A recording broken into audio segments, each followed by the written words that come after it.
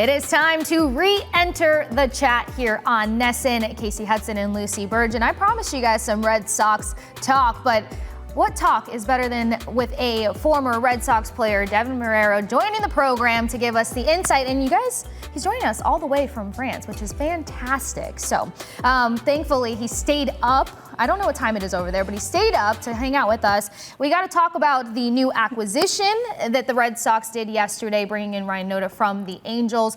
Heading over to AAA originally. We have Kristian Campbell working out at first base. We got a lot going on, but first, let me not be rude. Good morning. Bonjour. How's it going? It's going great here in Saint-Tropez. Lovely time of year here.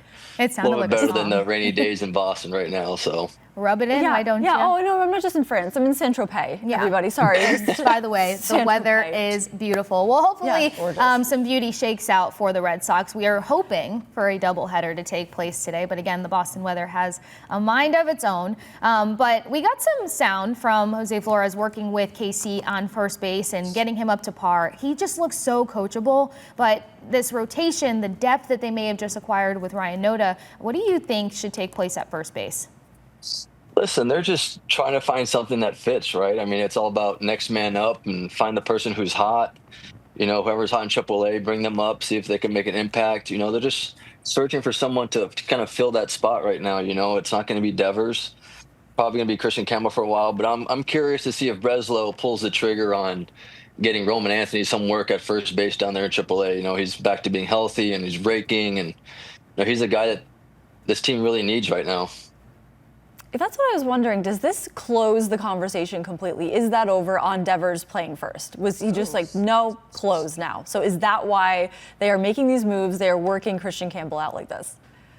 Yeah, I think so. I mean, if it wasn't closed, he'd be working over there, just like they forced him to be a DH. You know, they forced him to put the glove down. I think, you know, maybe later on in his career, he'll maybe do the whole David Ortiz thing where he hops into first base every once in a while. But right now, they just need Devers. The most important thing for Devers right now is that he hits. Mm-hmm. And how you have him hit is you have him comfortable in the clubhouse, comfortable on the team. Because, you know, the beginning of the year, spring training was kind of a mess for him. You know, he wasn't comfortable, he wasn't confident. And, you know, and now this thing pops up again, and then he kind of says his piece, and then he continues to rake. And that's really, to me, the most important part about handling Devers is you want him to hit and you want him to be happy and comfortable. And that's why I think they kind of dropped the whole first base deal with him. Yeah, and I mean, what a way to respond to should he go to first base, should he not go to first base, then just continue to knock it out of the park and just make it look so easy, 440 plus consistently, especially over at Fenway. But a guy who's also kind of had a hotter bat as of late, Nick Sogard. He's been handling some options and some reps over at that first base opportunity, especially when Gonzalez getting hurt. Have you seen anything worth saying, hey, let's continue to build off this guy, or at least give him a little bit more credit to what he's done?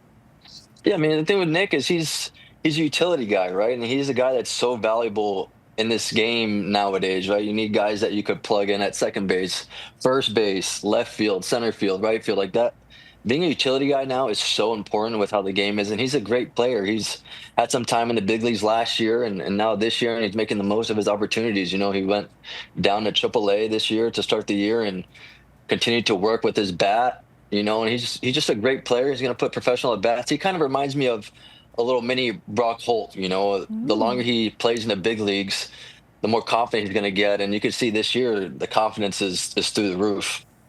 That's a high compliment to be a mini Brock Holt.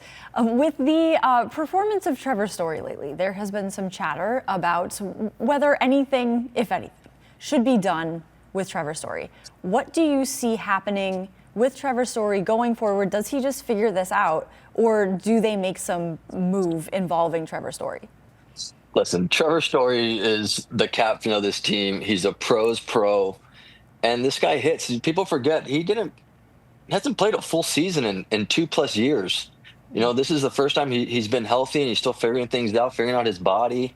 His body hasn't gone through these many games in a while. It's just going to take him some more time. And look, when he's hitting and he's feeling right, he's one of the best shortstops in the game, you know. And the most important thing for him right now is that he stays healthy, because his bat's going to come around. He's going to start peppering that monster And that's Story's one guy that I'm not worried about at all. He's a gamer, knows how to play the game. It's just going to take him a little longer because this is his first time playing every day in the past 2 years for the first couple months of a season, so it takes time. And that's why baseball is such a unique sport. You need to be in a rhythm in order to have some consistency, and this is his first time kind of figuring that out for himself. It's been a while, but I'm not worried about Story at all.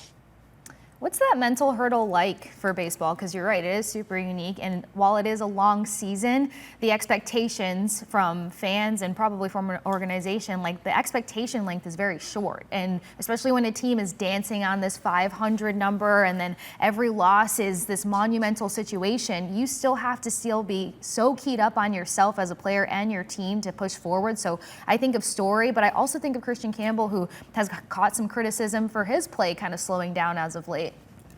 Yeah, and this is all normal, right? This is baseball. This is why we play 162 games.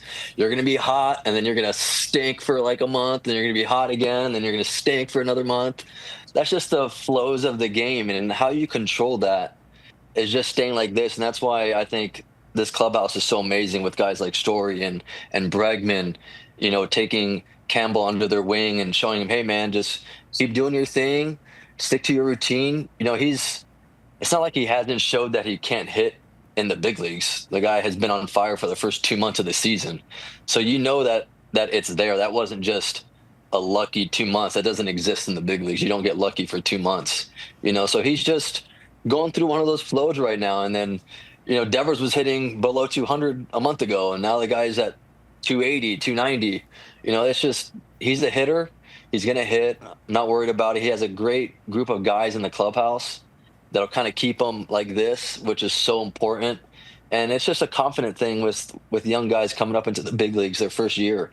If the team has confidence in you, that's going to give you more confidence. And, he's showed the first 2 months of the season that he belongs in the big leagues. And, they're switching him over to first base because they trust him to be in the lineup more. And this is giving him more of an opportunity to play in more games. So he's going to be fine. He's just going through one of those flows right now that he just needs to keep sticking to his routine, and he'll be fine. He's a baller.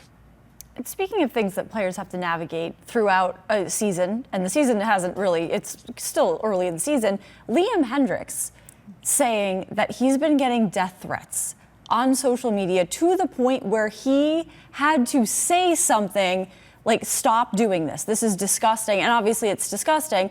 But how do players navigate this when they are working on what they have to work on the field while hearing this, seeing this stuff on social media? Like, have we learned nothing from the Jarren Duran situation? Like, people are still doing this, still don't get it, that's not okay. How do players compartmentalize that and move forward?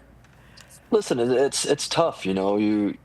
You're a player, and you're dedicating every breath of your life to this game, and there's no place in this world, not just in baseball, for that kind of talk to people who are really trying their best and really love what they're doing and want to do great every time they go out there. There's just no place for that. And we're so lucky nowadays. We have team therapists and guys that we can talk to about this. And I think what Duran has done has kind of allowed guys to open up about how these things make them feel, and talk about it in the clubhouse amongst each other, whereas back in the day you just sat in your locker and you just had these thoughts in your head. And I think what Duran has done is has made this talk normal and acceptable, and you're not thought of less than of feeling some type of way when people are attacking you, and you can't really process the expectations and the threats, and because there's no place in this world for any of that. And I get fans are so passionate, and that's why they say these things, but it's just not acceptable. And Liam's done this for a long time, and he's not going to put up with that crap. He's going to come out and say his piece and move on. Yeah, well, you can see how much the clubhouse is supporting player by player and how close this team is, because when they're getting warmed up, when they have batting practice going on, you see all the joking, you see everything going on. And that kind of brings me to a point. This has been a fun week to watch the Sox because we saw a tale of two potentials. We saw that Red Sox team that everybody was hype about heading into this season. We saw, some great play versus the Mets, at least the first two games in the series, but then we still saw some of those weaker points that tend to continue to rear its head. So what are some positives and what are some weaknesses that this team needs to work on moving forward to finally tilt 500? I think, listen, you look at their season right now, and they're beating teams that they're supposed to beat, which is a good thing, right? We just won the series against the Mets, and I think that's kind of a sign of kind of going on a roll here. You got the Orioles here for 4 games that you need to handle business. You got Milwaukee that really isn't a powerful Milwaukee like they've been in the past, and then you really have Toronto, who's kind of had our number this year, but these guys are still figuring each other out. This is a whole new dynamic in the clubhouse. A lot of pinching arms that haven't really been around. They've been hurt the past season. So they're kind of getting their feet wet and getting comfortable with the guys. This team is good. And good teams always come out on top. But I think this week coming up, starting with the Mets series, I think is a good sign for this team to kind of get on a roll. You want these guys to start getting on a roll before they get to the Yankees, because they play the Yankees a couple times here next month.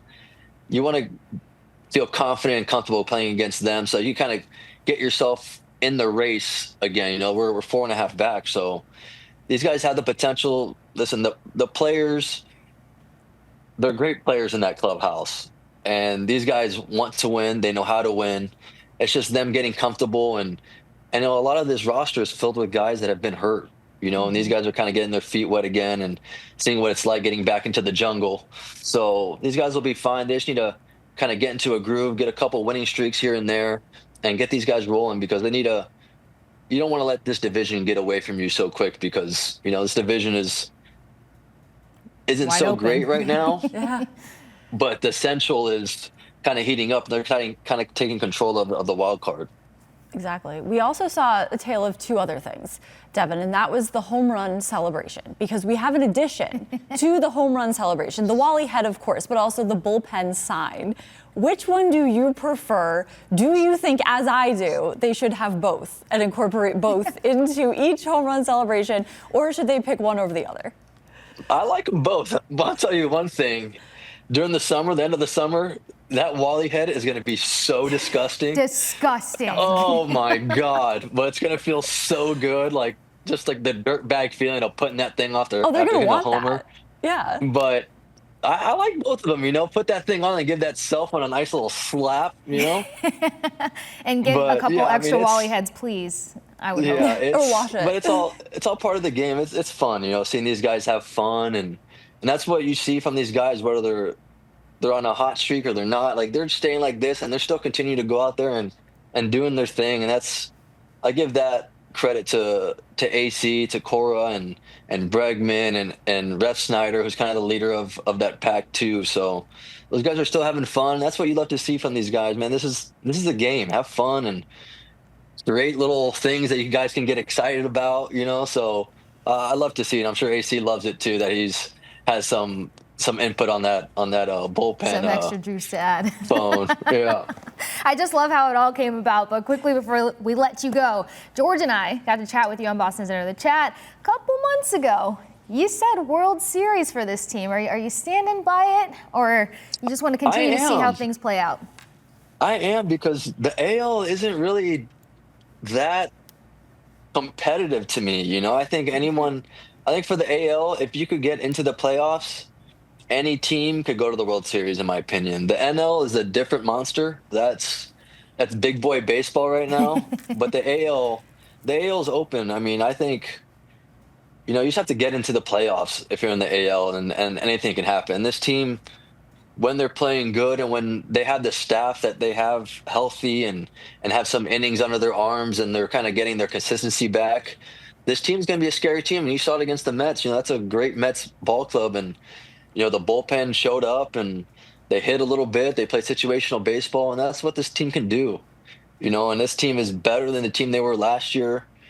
And I just think get into the playoffs, and this team can do some damage in the playoffs. They're a scary team in a 7-game series. You heard it right here. Devin and I agree. The Red Sox are going to win the World Series. That was her take yesterday. Love that. It might take every day. It might take every day for the past 5 years, Devin. And now we agree. Now someone has my back. Thank you very much. We're going to make a chart for you guys, all of the predictions, and we'll be sure to rehash it. But I just have one more favor to ask. When you get back from your Parisian tour, from Saint-Tropez, we need you holding the bullpen sign and just get a picture of you. I think key content is all of you guys, all of you key Red Sox, former and current. We just need everybody with the picture.